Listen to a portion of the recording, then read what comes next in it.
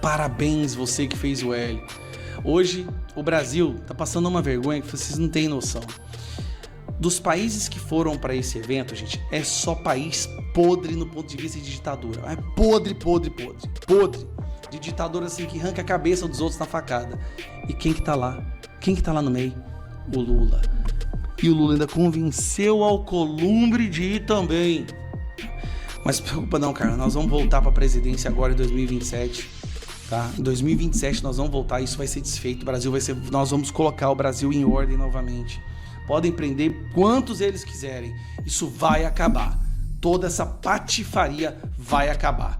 Sejam bem-vindos. O meu nome é Bruno. Deixe o seu like e inscreva-se no canal.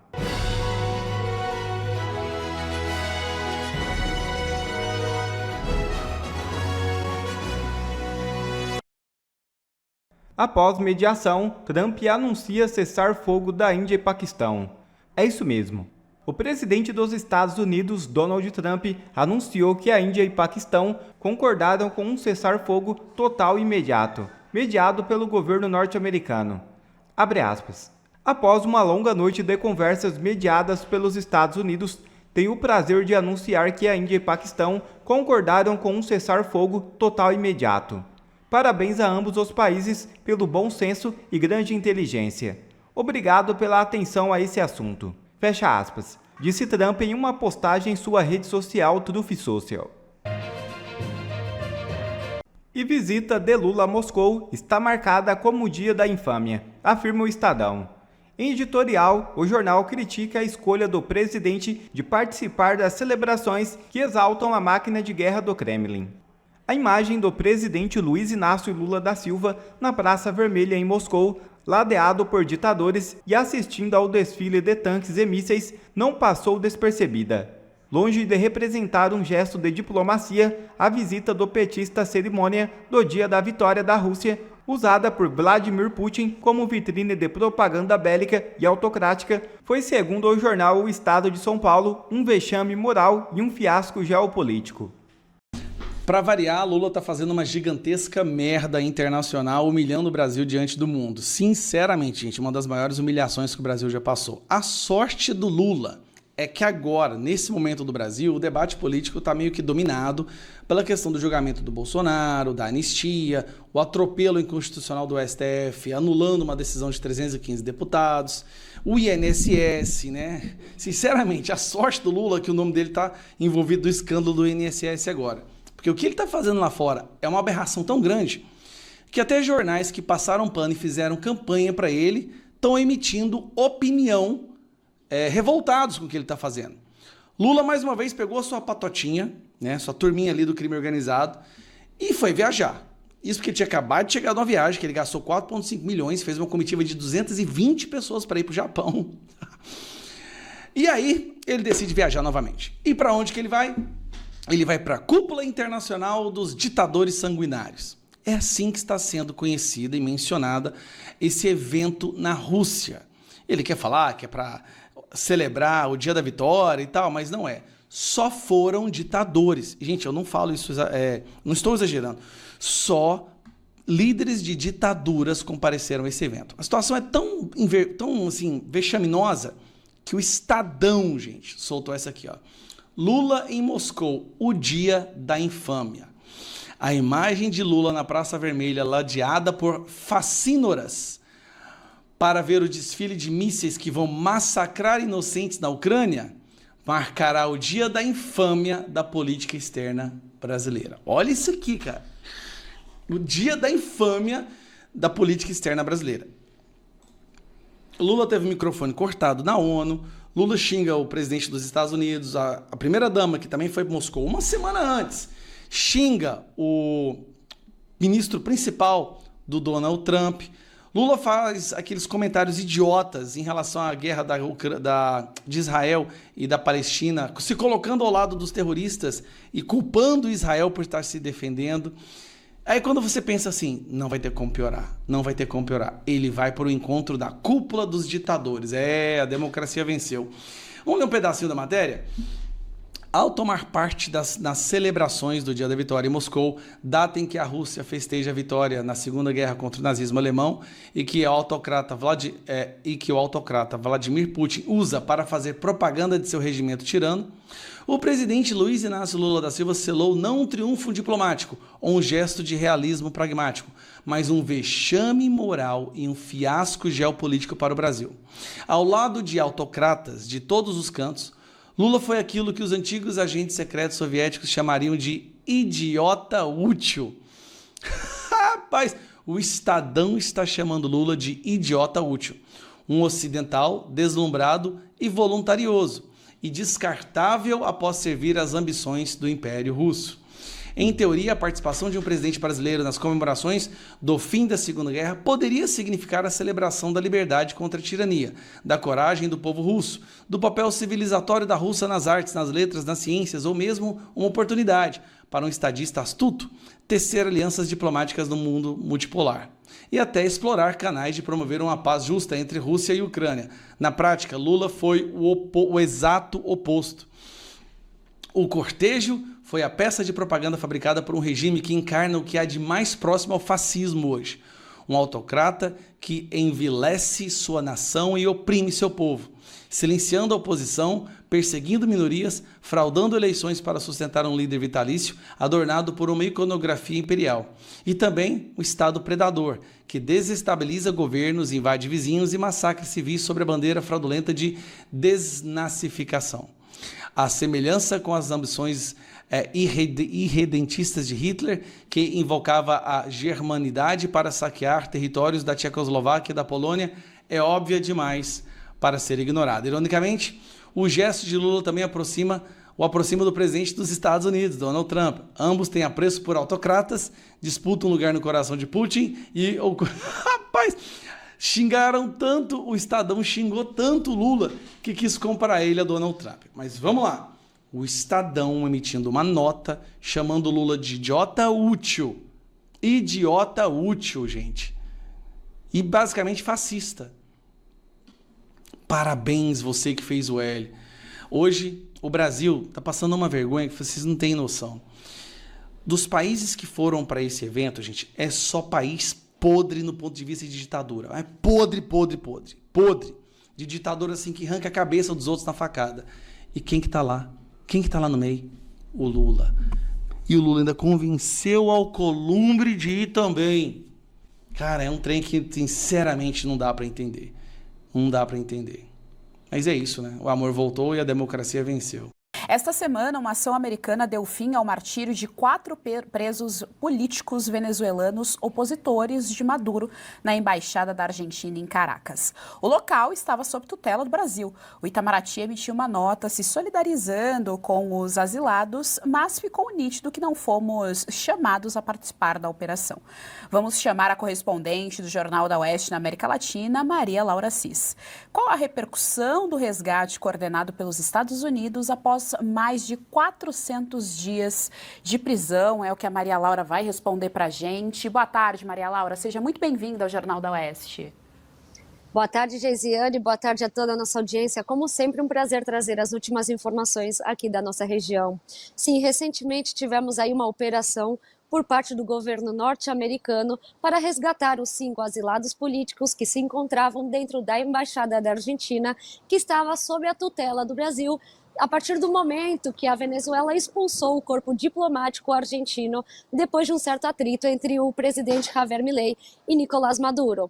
Após esse incidente, esses asilados se encontravam em situações super precárias, tendo em conta que eles estavam sendo sabotados pelo governo da Venezuela e não conseguiam nem ter acesso à água potável dentro da embaixada. Mesmo assim, o governo brasileiro disse que utilizou vários recursos para tentar convencer a Venezuela de permitir a saída desses 5 refugiados. No entanto, não obteve nenhuma resposta.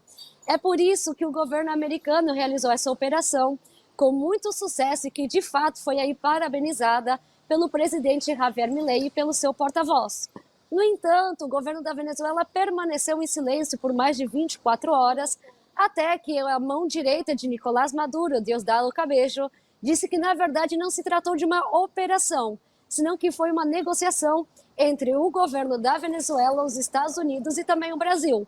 Algo que claramente foi contraditório ao que disse o Itamaraty, ao dizer que, de fato, eles não sabiam de nenhuma operação e só ficaram sabendo da retirada desses 5 refugiados 24 horas após o ocorrido.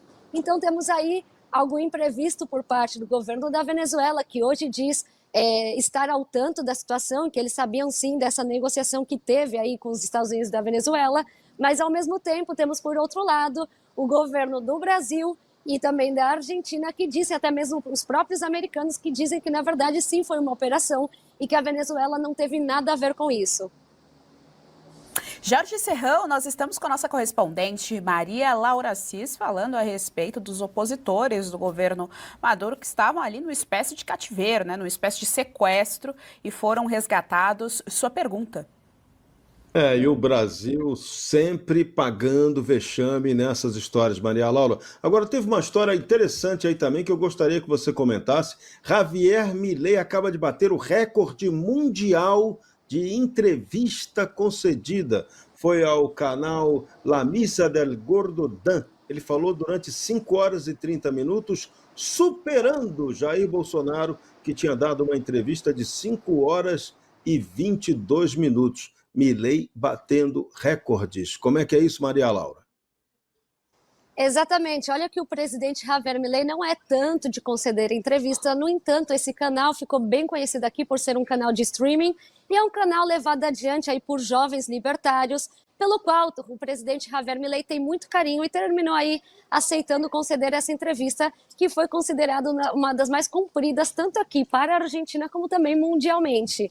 Nessa entrevista ele falou, obviamente, em relação ao seu governo, os projetos que tem, principalmente relacionados à economia argentina, e até mesmo o escândalo aí da ficha limpa, que foi lamentavelmente aí negado por parte do Senado.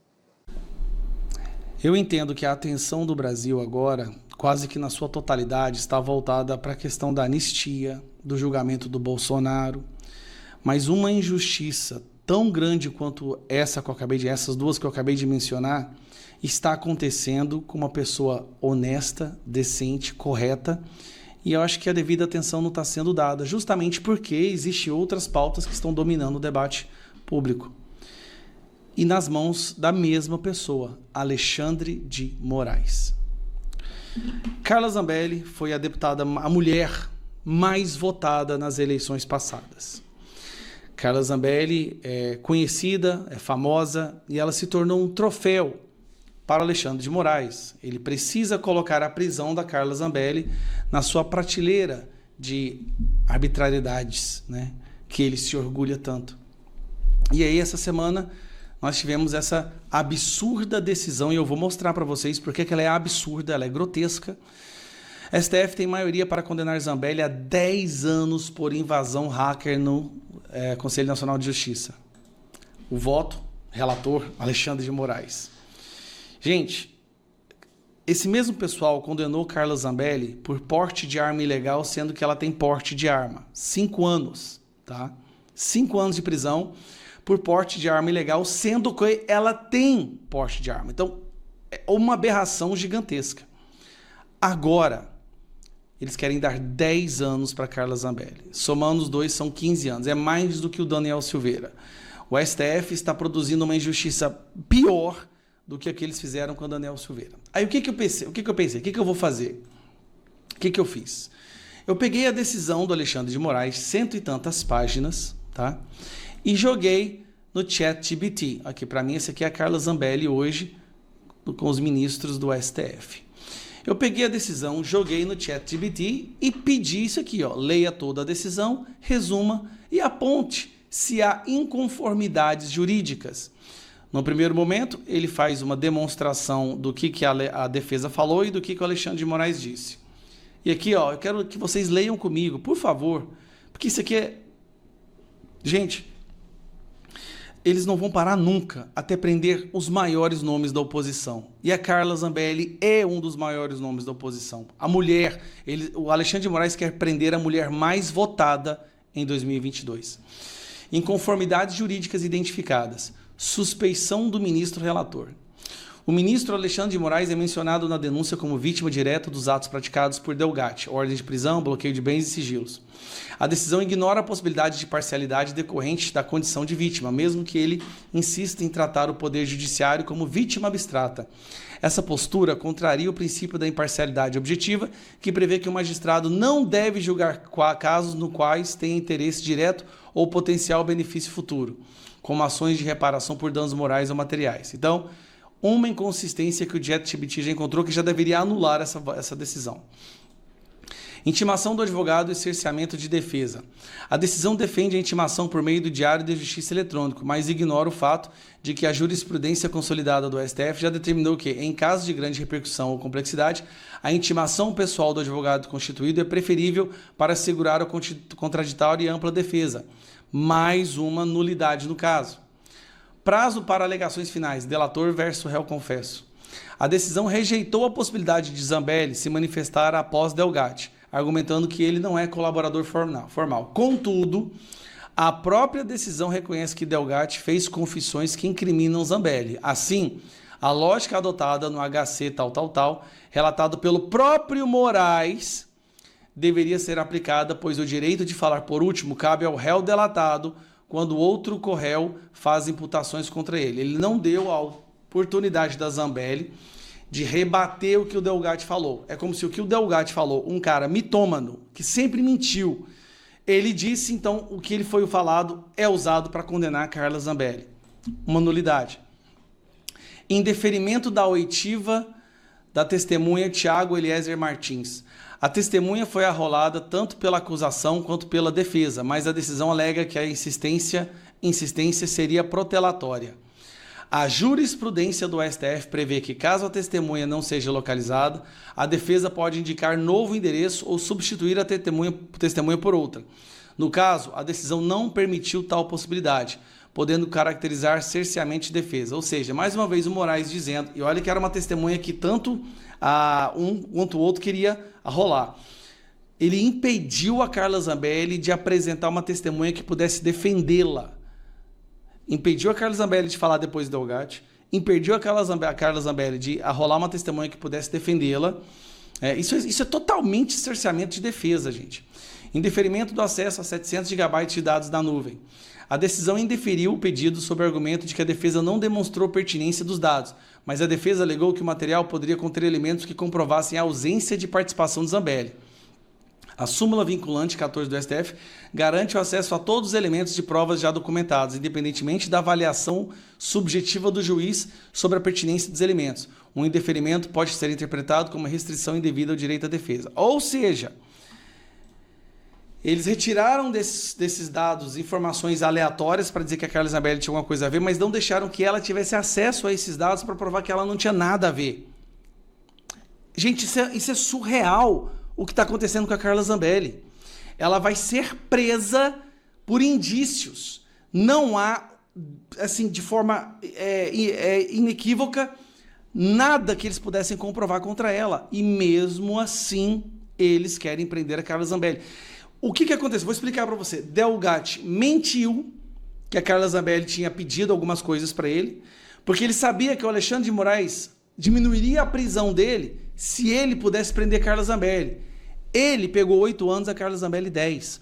O cara que foi lá, entrou, fez aquela algazarra toda, pegou 8, e agora o Alexandre de Moraes deu 10 para Carla Zambelli. Pelo amor de Deus, gente, como que a gente pode ter chegado nesse ponto?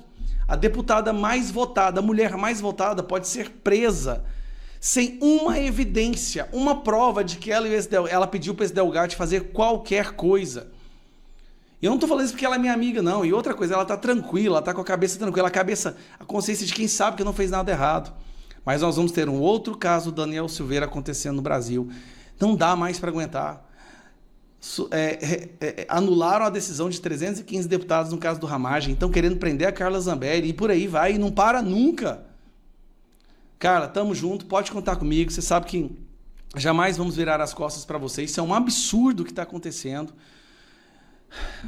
Mas não se preocupa não, Carla, nós vamos voltar para a presidência agora em 2027, tá? Em 2027 nós vamos voltar, isso vai ser desfeito, nós vamos colocar o Brasil em ordem novamente.